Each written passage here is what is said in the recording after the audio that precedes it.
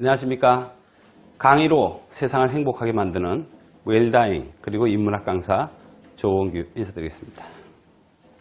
그동안에 오프라인으로만 계속 여러분을 접하다가 이제 대세에 맞춰서 드디어 유튜브를 통해서 여러분을 만나게 되었습니다. 앞으로 많은 구독과 애청을 부탁드리겠습니다.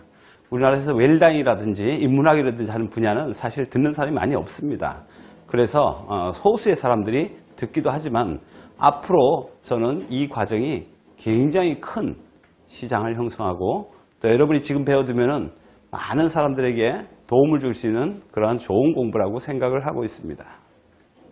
인문학은 여러분 잘 알다시피 그동안에 많은 기업에서 또 관공서에서 그리고 학교에서 많이 다뤄졌던 분야입니다. 인문학을 배우신 분은 알겠지만 인문학의 가장 큰 주제는 첫째, 나는 누구인가 하는 겁니다. 나는 누구인가, 후에마이라는 부분이 인문학의 진에 해당하는 과정입니다. 그리고 나는 어떻게 살 것인가 하는 것이 바로 인문학의 두 번째 주제입니다. 나는 누구이고 난 어떻게 살 것인가 하는 주제를 모른다면 인생에서 가장 큰 것을 잃어버린다. 그리고 마지막으로 인간은 어떻게 죽을 것인가 하는 분야입니다.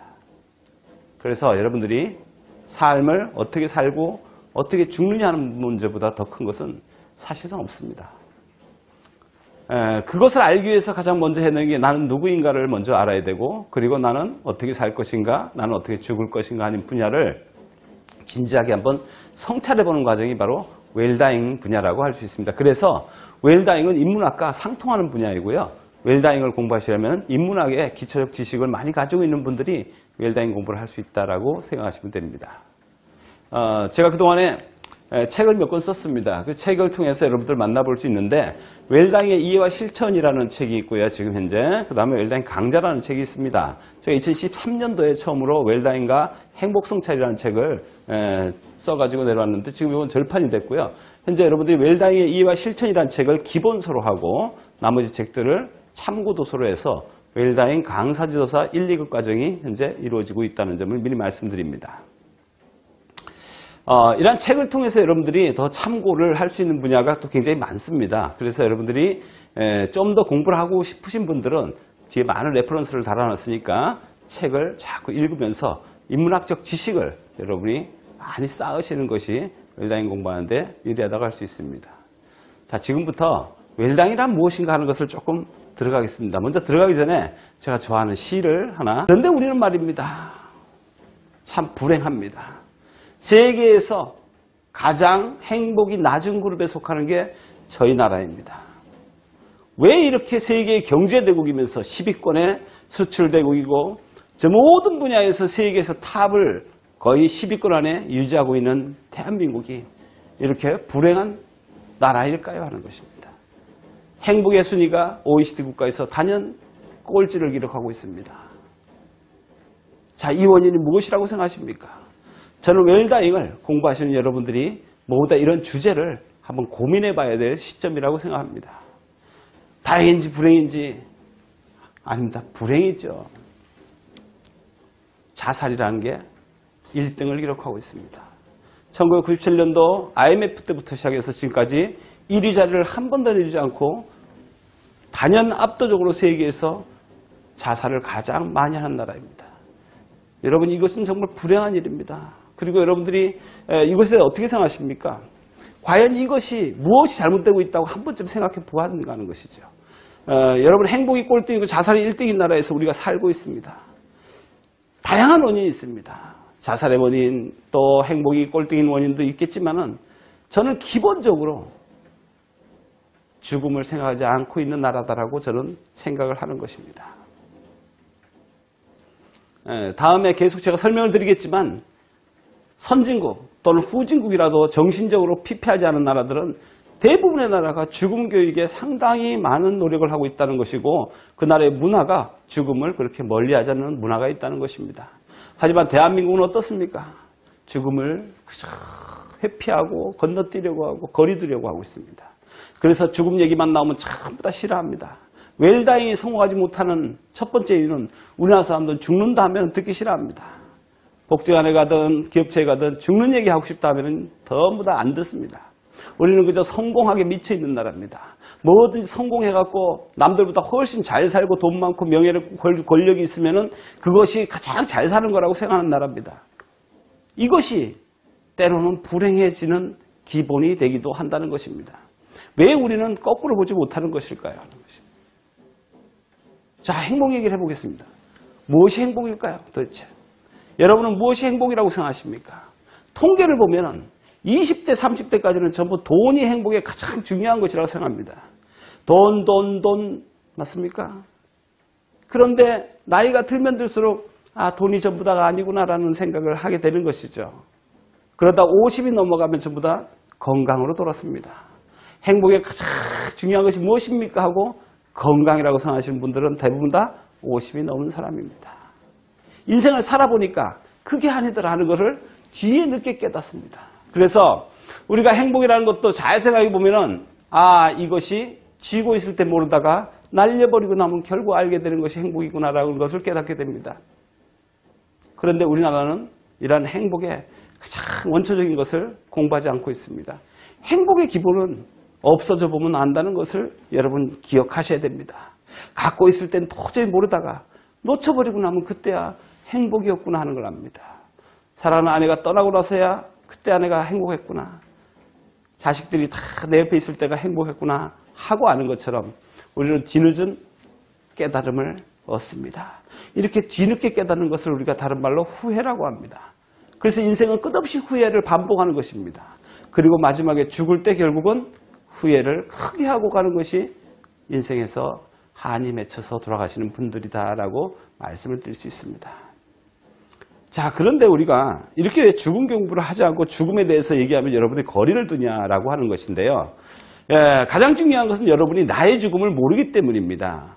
나의 죽음을 모른다는 얘기는 여러분 모두가 죽어보지 않았다는 거예요. 그 죽어보지 않은 사람은 내 죽음을 알 수가 없습니다.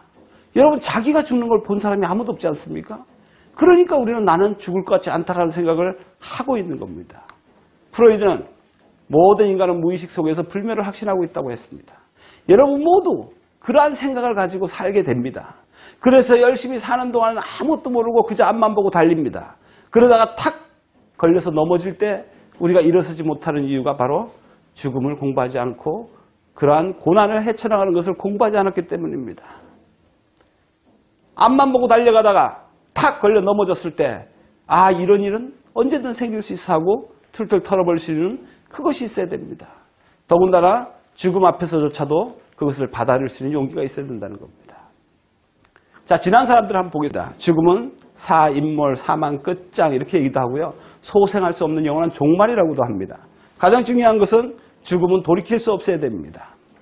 가끔 심장정주에 살아나신 분들도 있는데 일단 죽음의 사망 선고를 내린다는 것은 심장과 폐가 멈추고 뇌가 멈추는 뇌사, 심장사, 폐사가 이루어진 상태를 얘기합니다. 그리고 이것이 돌아올 수 없는 상태, 다시 말해서 불가역적인 상태가 되었을 때 죽음에 이르렀다 이렇게 말씀을 할 수 있습니다.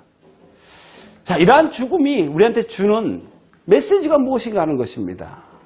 그리고 죽음을 떠올리게 되면 여러분들이 듣기 싫어하지만 누구나 벗어날 수 없는 아주 중요한 것들이 있습니다. 이것을 죽음의 공리라고 합니다. 자, 여기서 공리라는 말은 따로 증명할 필요가 없다는 것이죠.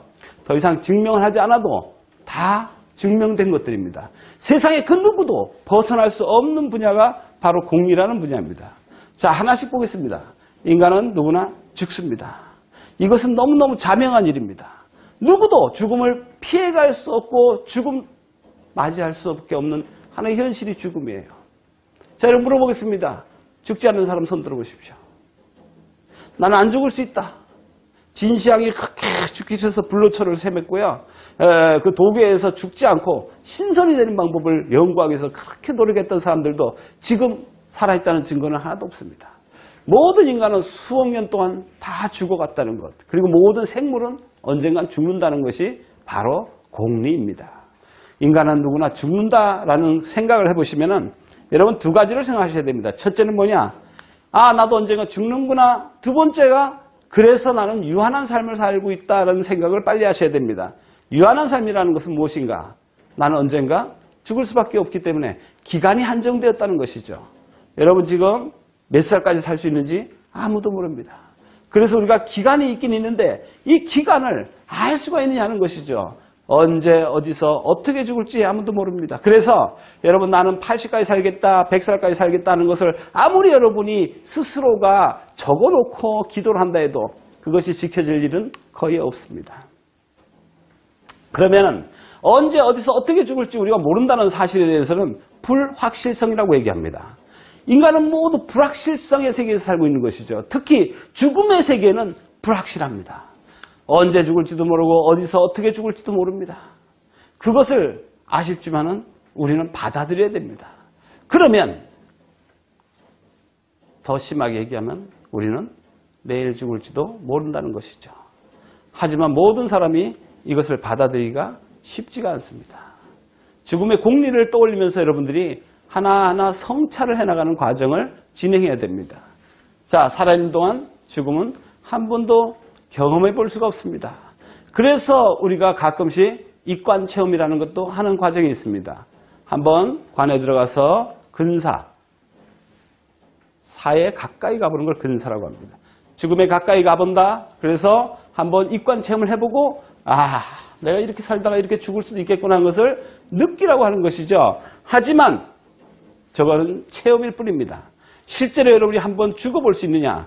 없습니다. 그래서 죽음의 세계는 미지의 세계고 모르는 세계입니다. 그리고 죽음에 대한 공리, 다음은 누구라도 아무도 대신 죽어줄 수 있는 사람이 없다는 것입니다. 우리는 그동안에 사랑하는 사람 따라 죽겠다. 나 엄마 죽으면 따라 죽을 거야 하는 수많은 말도 안 되는 소리를 들으며 살았습니다. 그것을 또 가끔 믿는 경우도 있죠. 하지만 지금까지 역사적으로 보면 따라 죽는 경우는 순장이라는 제도를 통해서 강제로 하는 경우를 제외하고 특별히 로미오와 줄리엣의 죽음처럼 아주 극단적인 경우를 제외하고는 따라 죽을 수가 없습니다. 문제는 따라 죽을 수는 있을지 몰라도 대신 죽어줄 수는 없다는 것이죠. 그래서 여러분은 죽음은 혼자서 죽어가는 것입니다. 이 세상은요, 혼자서 태어나고 혼자서 가는 겁니다. 혼자 태어나서 혼자서 가기 때문에 외롭게 살다가 외롭게 가는 것이고, 여러분이 아무리 누군가를 위해서 대신 죽어주려 해도 안 되고 대신 죽어달라 해도 안 되는 홀로서기라는 것을 아셔야 됩니다. 다시 한번 말씀드리겠습니다.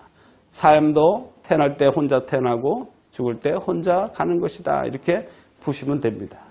자, 그리고 마지막으로 죽음에 대해서 얘기하면은 누구나 빈손으로 간다. 그리고 평등하게 간다는 것입니다. 공술에 공수거라는 말이 있습니다.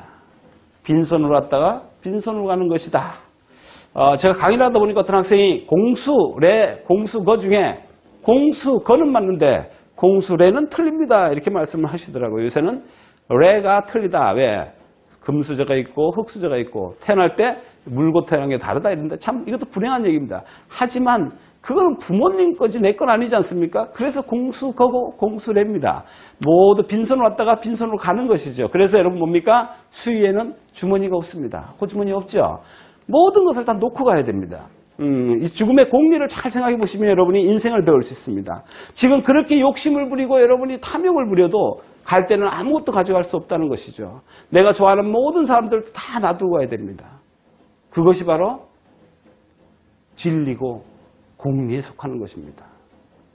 자, 우리는 모두가 빈손으로 가고요. 마지막으로 죽음 앞에서는 모두가 평등하다는 겁니다.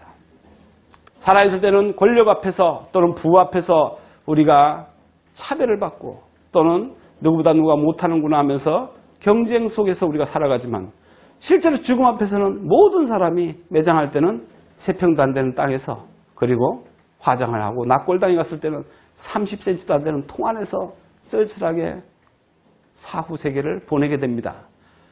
여러분 이 살아있는 기간이 길지가 않습니다. 누구도 100년도 안 되는 기간을 살다가 갑니다.